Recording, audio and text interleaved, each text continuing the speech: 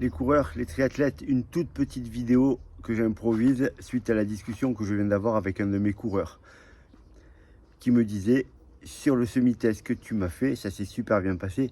Par contre, j'ai eu les mollets qui ont tiré sur les 3 derniers kilomètres. Donc j'ai posé quelques questions, etc.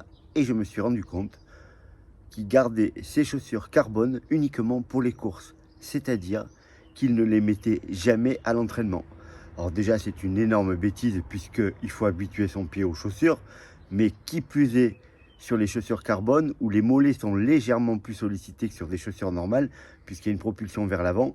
Et il est impératif pendant votre préparation d'utiliser vos chaussures carbone au moins pour toutes les sorties longues, voire même pour toutes les sorties rapides. Alors je l'ai dit à plein de coureurs et lui, j'avais oublié de lui dire, et lui, il gardait ses chaussures carbone neuves pour la course. Alors c'est bien d'avoir des chaussures carbone neuves pour la course, malheureusement il faut aussi s'entraîner avec, et c'est pas parce que vous allez faire 500 bornes avec qu'elles seront mortes, hein.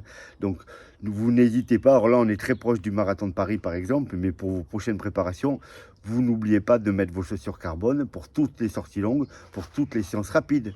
Ne faites pas cette bêtise-là, parce qu'effectivement, vos mollets vont travailler plus, mais ils vont s'habituer. Moi, je cours plus qu'en chaussures carbone, je vous l'ai déjà dit. Je garde une paire neuve pour la course. Quand elle passe la course, je la transforme en chaussures d'entraînement rapide et sortie longue. Et quand elle est morte, je m'en sers pour les footings.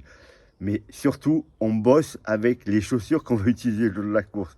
Quelle qu'elle soit, hein, il faut habituer son pied, surtout que les drops sont pas forcément les mêmes, les chaussons sont pas les mêmes, donc on n'a pas une chaussure qu'on met au placard et qu'on n'utilise plus jamais. Si vous avez ça, il faut avoir exactement la même paire que vous utilisez à l'entraînement.